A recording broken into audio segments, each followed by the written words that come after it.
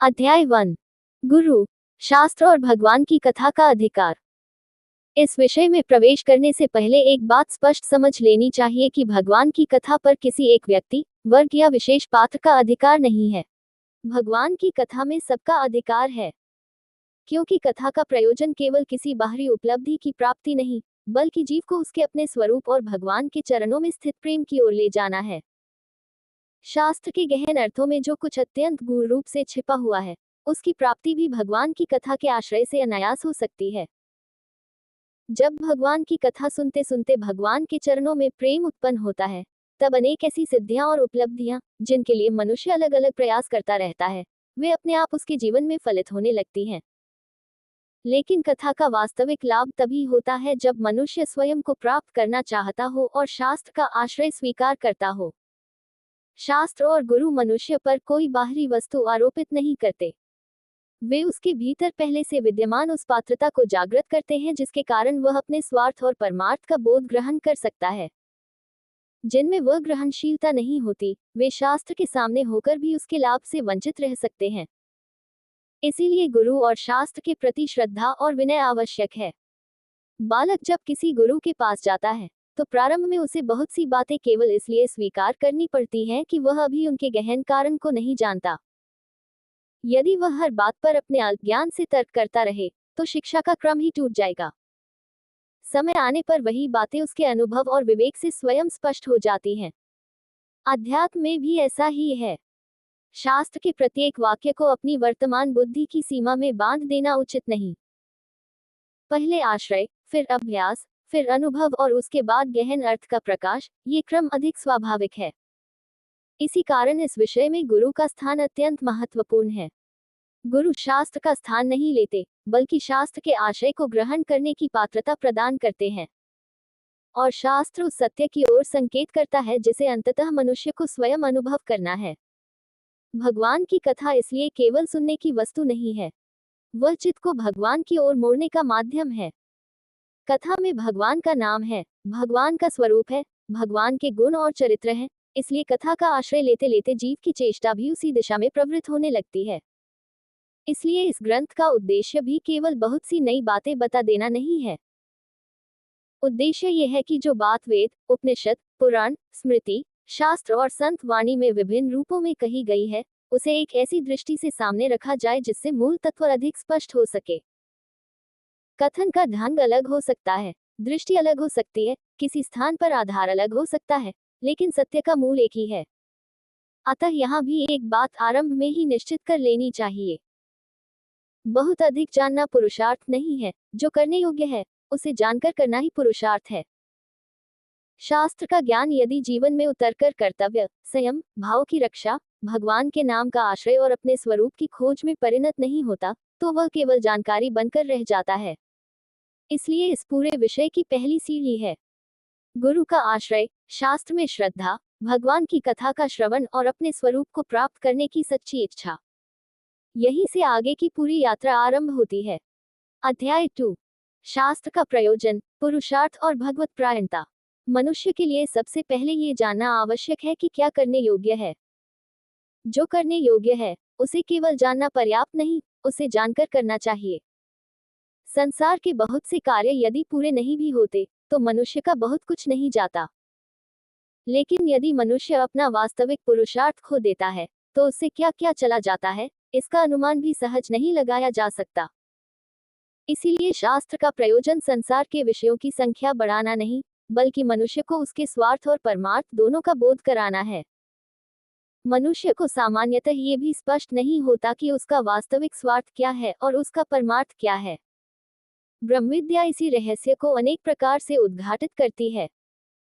स्वप्नदृष्टा और स्वाप्निक पुरुष का दृष्टांत भी इसी गहन तथ्य को समझाने के लिए है कि जो कुछ हम अनुभव करते हैं, उसके पीछे अनुभव करने वाले की अपनी स्थिति और चित्त की भूमिका है। परंतु इस सब का उद्देश्य केवल जानना नहीं है, पुरुषार्थ करना है। और पुरुषार्थ के लिए विवेक आवश्यक है। मनुष्य यदि स्वयं अपने कल्याण का विचार नहीं करता, तो उसका कल्याण कोई दूसरा उसके स्थान पर नहीं कर सकता। भगवान शिव हो, भगवान ब्रह्मा हो अथवा कोई अन्य देवता, वे भी जीव के स्थान पर उसका पुरुषार्थ नहीं कर सकते। जो अपने कल्याण के लिए स्वयं प्रयास नहीं करता, उसके लिए किसी बाहरी शक्ति द्वारा उसके स्थान पर मुक्ति का कार्य कर देना संभव नहीं। इसीलिए स्वयं पर दया करना भी अध्यात्म का एक आवश्यक विषय है। स्वयं पर दया का अर्थ अपने दोषों को उचित ठहराना नहीं, बल्कि अपने वास्तविक हित को पहचानकर अपने उद्धार के लिए पुरुषार्थ करना है। शास्त्र को जानकर उसकी उपेक्षा न करना। मनुष्य जन्म में यदि शास्त्र का बोध हुआ, यदि उसे यह समझ प्राप्त हुई कि क्या करना योग्य है और क्या नहीं करना चाहिए, फिर भी उसने उस बोध की उपेक्षा की, तो उसके दुख का एक कारण स्वयं उसका अपना आचरण बन जाता है। शास्त्र हमारे सामने मार्ग रखता है, उस मार्ग पर चलना या न चलना मनुष्य के पुरुषार्थ पर निर्भर है। फिर भी शास्त्र के प्रति किए गए अपराध से निवृत्ति का मार्ग बंद नहीं है। यदि मनुष्य शास्त्र के भाव और विचार की रक्षा करते हुए अपने कर्तव्य कर्म का पालन करे और भगवान के नाम का आश्रय ले, तो उसके लिए पुनः शुद्धि और कल्याण का मार्ग खुलता है। इसलिए शास्त्र को केवल पढ़ना नहीं है, उसके भाव की रक्षा भी करनी है। भगवत परायणता इस युग का प्रधान पुरुषार्थ। और यहाँ एक बात अलग से और अत्यंत स्पष्ट रूप से समझनी चाहिए। कलियुग में जीव के कल्याण का प्रधान साधन भगवत परायण होना है। भगवान की कथा, भगवान का नाम, भगवान के चरित्र, भगवान का कीर्तन, भगवान की स्तुति, भगवान की पूजा और भगवान की आराधना, इन सब में मन को लगाना ही भगवत परायणता की दिशा है। मनुष्य चाहे कितने ही योग, तप, बल या अन्य साधनों का आश्रय ले, लेकिन भगवत परायणता के बिना जीव का परम कल्याण संभव नहीं। क्योंकि भगवान परम चैतन्य है। उनके नाम में, उनकी कथा में, उनके गुणगान में और उनके स्मरण में वही चैतन्य तत्व सन्निहित है। इसलिए ये साधन केवल जड़ क्रियाएं नहीं हैं, ये चित्त की चेष्टा को चेतन की ओर ले जाने वाले साधन हैं। यही आगे चलकर चेतन रथ का आधार बनेगा। भगवत परायणता और चित्त की दिशा। चित्त बिना चिंतन के रह नहीं सकता। यदि उसे भगवान के चिंतन का आश्रय नहीं दिया गया, तो संसार के विषय उसका आश्रय बन जाते हैं। इसलिए भगवान का नाम लेना केवल एक धार्मिक क्रिया नहीं है, यह अपनी चेष्टा को विषयों के प्रवाह से हटाकर भगवान की ओर मोड़ने का पुरुषार्थ है। जैसे एक कांटे को निकालने के लिए दूसरे कांटे का उपयोग किया जाता है, वैसे ही विषय चिंतन में फंसे हुए चित्त को भगवान के नाम, रूप, गुण, कथा और कीर्तन के चिंतन का आश्रय देकर विषय चिंतन से निकाला जाता है। इसलिए भगवत परायणता अलग कोई बाहरी विषय नहीं, बल्कि मनुष्य के चित्त और उसकी चेष्टा को उसके वास्तविक कल्याण की दिशा में लगाने का उपाय है। सच्चा संकल्प और कृतकृत्यता। यदि मनुष्य सत्य भाव से यह संकल्प करता है कि मैं जीवन पर्यंत भगवान के नाम का भजन करूंगा, तो उस संकल्प में विश्वास दृढ़ होना चाहिए। मार्ग में बाधाएं आएंगी, संसार का अनुभव कुछ समय तक चलता रहेगा, लेकिन यदि संकल्प वास्तव में सत्य है, तो उसी क्षण उसकी दिशा निश्चित हो जाती है। इसी अर्थ में वह तत्क्षण कृतकृत्य हो जाता है। कृतकृत्यता का अर्थ यह नहीं कि उसी क्षण संसार का समस्त दृश्य अनुभव समाप्त हो गया। संसार का क्रम कुछ समय तक चलता रह सकता है, लेकिन सत्य संकल्प होने पर उसकी गति निश्चित हो जाती है और एक निश्चित समय के बाद वह अपने स्वरूप को प्राप्त करता है। भगवान के नाम और भगवान की कथा की यही स्वाभाविक महिमा है। जैसे अग्नि को आप किसी भी भावना से स्पर्श करें, उसका स्वभाव जलाना है, वैसे ही भगवान के नाम की अपनी स्वाभाविक महिमा है कि वह जीव को भवसागर से पार ले जाने वाली है। इसलिए थोड़ी सी भी वास्तविक भगवत प्रवृत्ति व्यर्थ नहीं जाती। अंततः क्या करना है? मनुष्य संसार में रहे या संसार से निवृत्त हो, मूल बात एक ही है। उसे यह पहचानना है कि क्या करने योग्य है। उसे अपने भीतर निष्पक्ष होकर देखना है कि क्या मैं उसे कर रहा हूँ। यदि नहीं कर रहा, तो कम से कम ये स्वीकारोक्ति तो हो, ये करने योग्य है, लेकिन मैं इसे नहीं कर रहा। ये स्वीकारोक्ति भी कल्याण की दिशा में है। और जो नहीं करने योग्य है, यदि वह अभी भी हो रहा है, तो उसके प्रति भी निष्पक्ष दृष्टि आवश्यक है। क्योंकि अध्यात्म में वास्तविक आरंभ वही होता है जहां मनुष्य अपने प्रति ईमानदार होता है। अतः इस अध्याय का सार यही है। शास्त्र से अपने स्वार्थ और परमार्थ का बोध लो। जो करने योग्य है, उसे जानकर करो। अपने पुरुषार्थ को मत खो। अपने कल्याण की जिम्मेदारी स्वयं स्वीकार करो। शास्त्र के भाव की रक्षा करो और अपनी चेष्टा को भगवान के नाम, कथा और स्मरण में लगाकर भगवत परायण हो जाओ। यही मनुष्य के लिए प्राप्त दुर्लभ अवसर का उचित उपयोग है। अध्याय 3। शास्त्र का गहन 1, विवेक और आत्मबोध की दिशा। शास्त्र का क्षेत्र अत्यंत गहन है। संसार स्वयं एक विस्तृत वन के समान है, किंतु शास्त्ररूपी वन संसार से भी अधिक गहन है। संसार में तो प्रकृति का अपना नियंत्रण है, वहां जीव प्रकृति के गुणों और नियमों के अनुसार चलता है। लेकिन जब मनुष्य शास्त्र के गहन अर्थों में अपने मन और बुद्धि के सहारे बिना उचित मार्गदर्शन के प्रवेश करता है, तब उसके लिए एक दूसरी ही परीक्षा आरंभ हो जाती है। इसलिए शास्त्र में प्रवेश केवल अपनी बुद्धि के बल पर नहीं करना चाहिए। यदि कोई विचार, कोई मंथन, कोई निष्कर्ष हमारे भीतर उत्पन्न होता है, तो पहले ये देखना आवश्यक है कि वह शास्त्र सम्मत है या नहीं।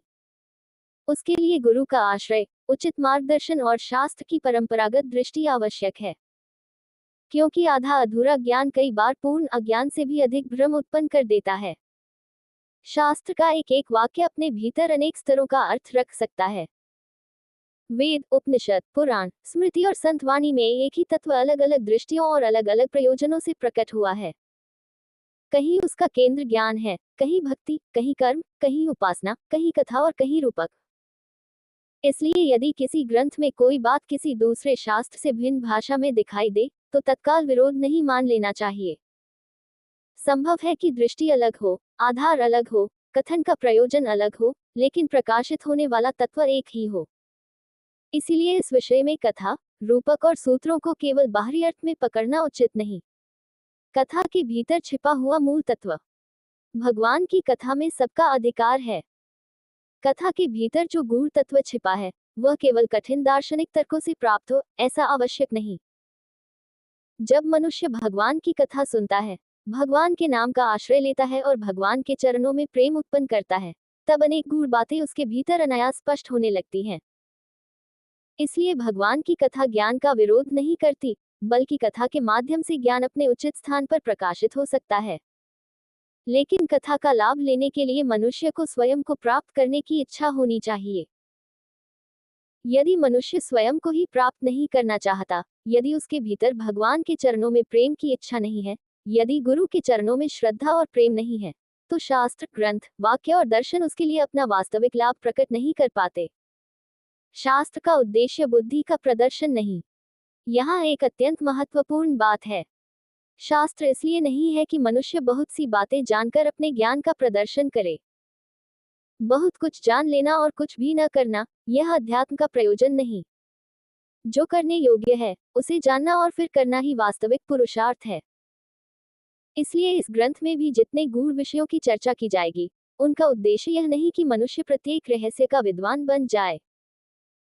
इनका उद्देश्य केवल इतना है कि जब वह शास्त्र को उठाकर देखे, तो उसे यह अनुभव हो कि जो तत्व यहाँ कहा जा रहा है, वह शास्त्र से पृथक कोई नवीन कल्पना नहीं है। वेद, उपनिषद, पुराण और स्मृतियां इन्हीं मूल सत्यों को अपने अपने ढंग से प्रकाशित करती हैं। उनका प्रकाश एक है, हमारी दृष्टियां अनेक हैं। स्वार्थ और परमार्थ का बोध। मनुष्य को अपने वास्तविक स्वार्थ का भी बोध नहीं है और परमार्थ का भी। वह संसार में अनेक वस्तुओं को अपना हित मानकर उनके पीछे चलता है, लेकिन जो आज अपना लगता है, वह चला जाता है। शरीर बदलता है, संबंध बदलते हैं, परिस्थितियां बदलती हैं, संपत्ति चली जाती है, उपलब्धियां चली जाती हैं। इसलिए पहले से जान लेना चाहिए। यदि हम स्वयं को प्राप्त नहीं हुए, तो जो कुछ हमारा दिखाई देता है, वह सब अंततः चला ही गया। और इसके विपरीत, यदि हम स्वयं को प्राप्त कर लेते हैं, तो जो कुछ संसार में चला भी गया, उसकी वास्तविक कमी नहीं रहती। यही स्वार्थ और परमार्थ के बीच का मूल विवेक है। मनुष्य का वास्तविक पुरुषार्थ। इसलिए मनुष्य का वास्तविक पुरुषार्थ बाहरी संसार को अपने अनुकूल बना लेना नहीं है। संसार के कार्य हो जाएं या न हो, यह अंतिम प्रश्न नहीं। अंतिम प्रश्न है, क्या मनुष्य ने अपने स्वरूप को प्राप्त करने के लिए पुरुषार्थ किया? यदि उसने अपना पुरुषार्थ खो दिया, तो संसार की अनेक उपलब्धियां भी उसे बचा नहीं सकती। और यदि उसने अपने स्वरूप की दिशा पकड़ ली, तो संसार में जो कुछ प्राप्त या अप्राप्त हुआ, वह गौण हो जाता है। इसीलिए इस अध्याय से आगे जाने के लिए एक मूल बात अपने भीतर स्पष्ट रखनी होगी। शास्त्र का गहन वन बुद्धि के प्रदर्शन के लिए नहीं, आत्मबोध के लिए है। गुरु का आश्रय भ्रम से बचाता है। शास्त्र दिशा देता है। भगवान की कथा चित्त को भगवान की ओर ले जाती है। और अंततः पुरुषार्थ स्वयं करना पड़ता है। यही कारण है कि शास्त्र को जानने से अधिक महत्वपूर्ण है शास्त्र के अनुसार अपने जीवन की दिशा बदलना। और इसी दिशा में अगला प्रश्न उठता है, जिस चेष्टा को हमें अपने स्वरूप की ओर ले जाना है, वही चेष्टा संसार में बंधन का कारण कैसे बन गई? यहीं से आगे चेष्टा, चित्त, अहंकार और जगत का गहन विवेचन आरंभ होता है। अध्याय 4। चेष्टा, चित्त और जगत, बंधन का मूल रहस्य। अब तक ये स्पष्ट हुआ कि शास्त्र का उद्देश्य केवल बहुत कुछ जानना नहीं, बल्कि मनुष्य को उसके वास्तविक पुरुषार्थ की ओर ले जाना है। अब प्रश्न यह है कि वह कौन सी शक्ति है जिसके कारण जीव संसार में बंधता है, और वही शक्ति किस प्रकार उसके उद्धार का साधन बन सकती है। इसका मूल संकेत चेष्टा में है। जीव के भीतर चेष्टा है। वह चेष्टा निरंतर किसी न किसी दिशा में प्रवृत्त होती रहती है। मनुष्य की चेष्टा यदि विषयों की ओर जाती है, तो विषयों का चिंतन उत्पन्न होता है। चिंतन दृढ़ होता है तो वही चित्त की वृत्ति बन जाता है, और जब वह वृत्ति निरंतर दृढ़ होती जाती है, तो वही स्वभाव और अनुभव के रूप में प्रतिष्ठित होती है। इसलिए इसे एक क्रम में समझें। चेष्टा राइट पॉइंटिंग एरो, चिंतन राइट पॉइंटिंग एरो, चित्त राइट पॉइंटिंग एरो, दृढ़ता राइट पॉइंटिंग एरो, स्वभाव राइट पॉइंटिंग एरो, जगत का अनुभव। चित्त बिना चिंतन के रह नहीं सकता। वह किसी न किसी विषय को ग्रहण करता ही है। इसलिए मनुष्य जिस वस्तु का निरंतर चिंतन करता है, उसकी चेष्टा उसी के अनुरूप ढलती जाती है। यही कारण है कि हमें जो दृश्य, दर्शन अथवा अनुभव प्राप्त होता है, उसमें केवल बाहर की वस्तु को देखना पर्याप्त नहीं है। उस दृश्य में हमारा अपना चित्त भी कार्य कर रहा है। हमारी चेष्टा जिस संसार के चिंतन में निरंतर लगी रहती है, वही चेष्टा धीरे धीरे उसी जगत रूप में प्रतिष्ठित होती हुई प्रतीत होती है। ये बात केवल काल्पनिक या मिथ्या कल्पना नहीं है। हमारे अनुभव की वास्तविक प्रक्रिया को समझने का यह एक मूल सूत्र है। स्मृति, पुराण और शास्त्र भी विभिन्न प्रकार से इसी तथ्य को स्पष्ट करते हैं। जगत के प्रति हमारी आसक्ति। जगत केवल बाहर खड़ा हुआ कोई अलग पदार्थ नहीं है, जिसके सामने हम निष्क्रिय दर्शक बने हुए हैं। हमारी चेष्टा जिस वस्तु में लगती है, उसके साथ आकर्षण या विकर्षण उत्पन्न होता है। बार बार उसी का चिंतन करने से उसके प्रति भाव दृढ़ होता है।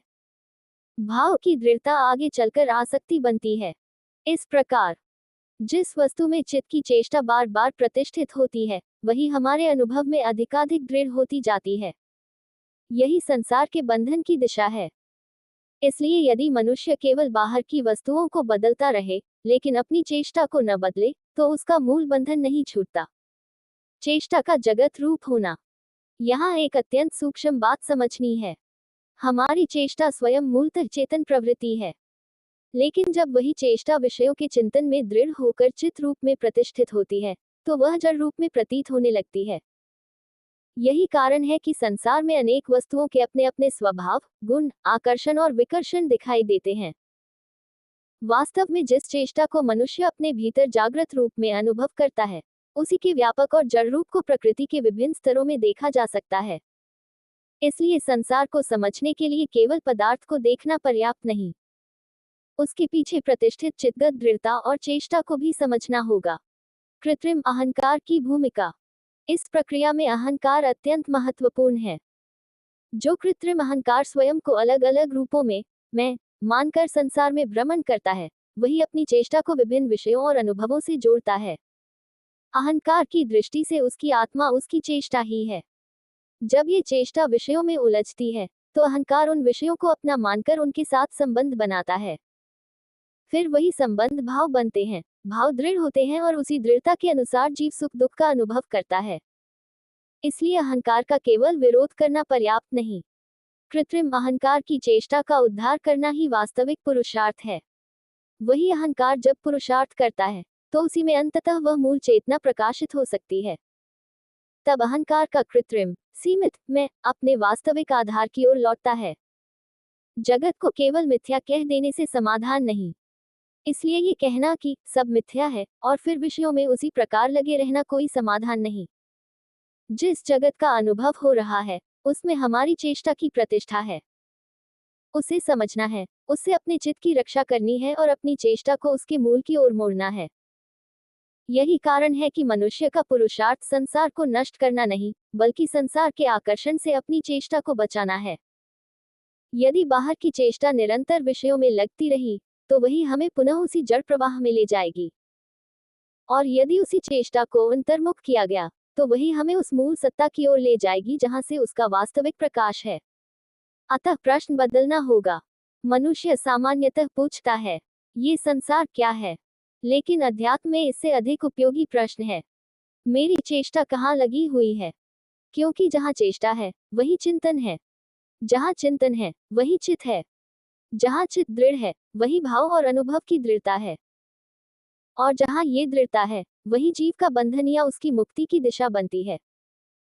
इसलिए मनुष्य को अपनी चेष्टा को विषयों के चिंतन से हटाकर भगवान के नाम, रूप, गुण, कथा और स्मरण में लगाना चाहिए। यहीं से चित्त की रक्षा आरंभ होती है और यही आगे चलकर उस चेतन रथ की दिशा बनती है, जिस पर बैठकर मनुष्य अपनी चेष्टा को संसार के जड़ आकर्षण से बचाते हुए अंतर्मुख कर सकता है। चेष्टा ही बंधन की दिशा बनती है और वही चेष्टा पुरुषार्थ द्वारा उद्धार की दिशा भी बन सकती है। यही इस अध्याय का मूल रहस्य है।